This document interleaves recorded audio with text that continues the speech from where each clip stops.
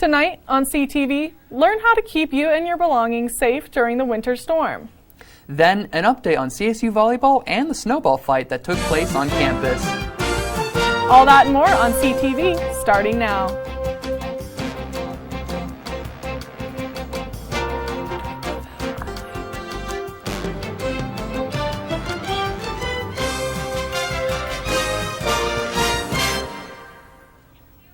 Good evening, Rams. I'm Sophia Ridley. And I'm Robbie Patla.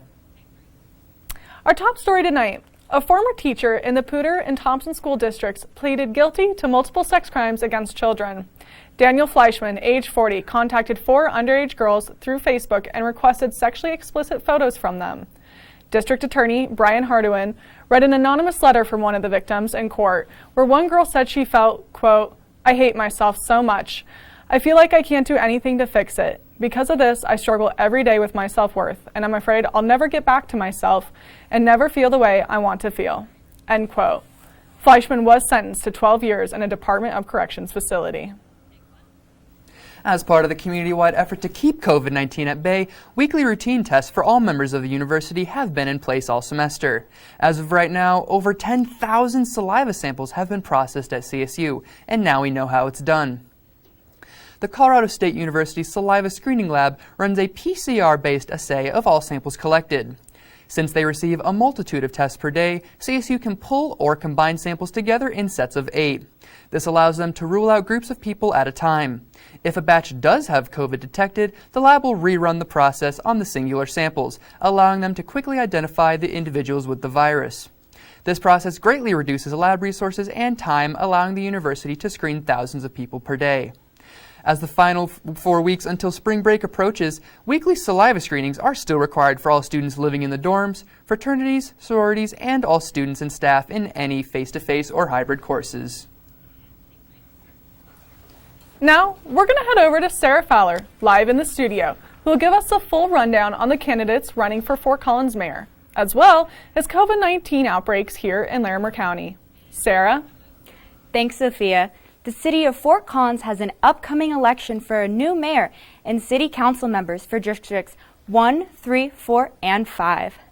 The 3 Fort Collins candidates who are running for mayor are former Fort Collins House of Representative Jenny Arndt, previous mayor of Fort Collins Gary Horick, and Fort Collins native Molly Scold. One ballot issue includes the plastic bag ban, which will require shoppers of large grocery stores to bring their own reusable bags to avoid a 12-cent fee.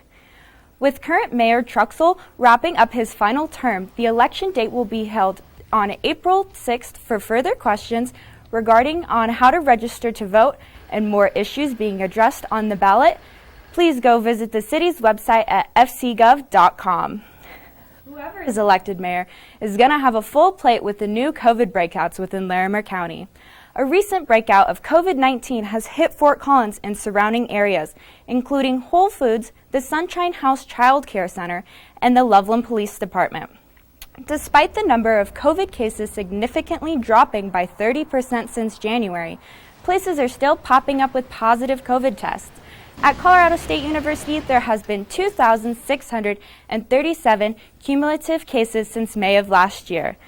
On the latest COVID cases from CSU from March 11th, there are 11 students that are positive with 0 cases within the staff. Wearing masks and social distancing are all things we can do to help keep the numbers down for positive COVID-19 cases. Back to you, Sophia. Thanks, Sarah. With the massive blizzard this weekend, some folks got hit hard by more than just the snow. Driving around Fort Collins, hundreds of tree branches line the streets. Entire trees collapsed due to the weight of the snow, crushing cars and causing a mess throughout the city. But with this chaos came some fun, and locals like Jack Tillis decided to have some fun in the snow. With the snow day and everything, we're all just hanging out. We're building an igloo over here, just enjoying the nice weather and all the fresh snow with no classes. Snow people and snow forts popped up all over Fort Collins. CSU students gathered at the IM fields and even had a snowball fight.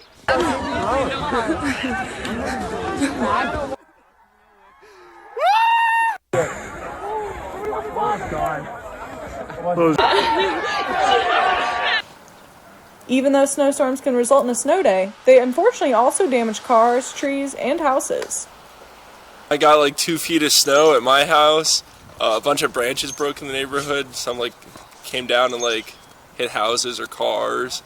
I couldn't get my car out. My car got stuck. I had to get towed.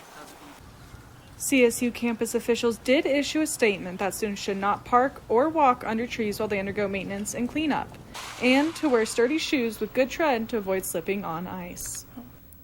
CSU campus officials did issue a statement that students should not park or walk under trees while they undergo maintenance and to wear sturdy shoes with good tread to avoid slipping on ice. Don't go anywhere, Rams, because Zayla Hiley is coming up right after the break with your weekly weather report.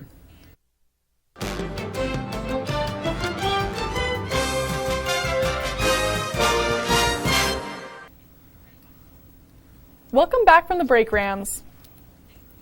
It has been a full year since the pandemic sent most operations and classes online. On March 13th, CSU leaders held a virtual town hall meeting to update the public on their plan for the summer session, vaccine distribution, and regulations as a whole. The 2021 summer session for CSU will offer 1,800 course options, half of which are internships. 60% of courses will be held online, and undergrad tuition was reduced by 30%. This does not include CSU online courses. On another note, 200 doses of the COVID-19 vaccine arrived on campus last week, and the pandemic preparedness team is working with Larimer County to prioritize eligible staff, faculty, and students for the vaccine. March 21st will start the next phase of the Colorado vaccine distribution for eligible patients, which make up a large portion of the CSU community. The pandemic has caused a lot of businesses and restaurants to shut down, but one thing that helped some of these restaurants stay afloat were the to-go liquor sales. On July 1st, the temporary allowance of to-go alcohol sales will expire. But because these to-go liquor sales have been so helpful for Colorado businesses, lawmakers are looking into making them a long-term possibility here in Colorado. The first bill would allow to-go liquor sales to continue for another 5 years. The second law would be allowing liquor store owners to open more than one store. After Prohibition, Colorado lawmakers made it illegal for liquor store owners to own more than one store. By the next year, they could have up to 8, and by 2037, they wouldn't be limited. We will now be joined by Ren Wadsworth live in the studio to tell us all about the stresses of the current semester. Ren? Thanks, Sophia. As the spring semester at Colorado State University reaches its halfway mark, how are students dealing with stress, especially when their spring break is still weeks away? As Colorado State University student Lauren Moore returned for her second year of school, and with everything going on in the world and CSU's campus, she says she has begun to feel a little stressed. It is kind of stressful just getting stuff done in my dorm because I don't have any in-person classes, so it's kind of harder for me to learn that way. Lauren thinks she isn't the only one either, and that many students at Colorado State could use a break. It definitely feels like we need a break right now. It's kind of hard to stay concentrated like 3 months in a row, and I feel like it'll be weird coming back after spring break because we'll only have a couple weeks left and it'll be finals week. However, due to COVID-19 precautions, the spring break that students and staff would have been experiencing now was pushed back several weeks till nearly the end of the semester. Even though students may be feeling stressed, many, like Lauren, have found ways to relax and unwind this semester. Usually I try and make a schedule for myself. I try and get all my stuff done in the beginning of the week, and so I have the end of the week to just kind of relax and do more stuff that I like to do. As Rams like Lauren Moore continue to push on through the semester, the days tick down till they receive their spring break at last. If you or anyone you know are feeling stressed and need some help before spring break, several mental health resources can be found at health.colorado.edu. How do you handle the mid-semester stress, Robbie?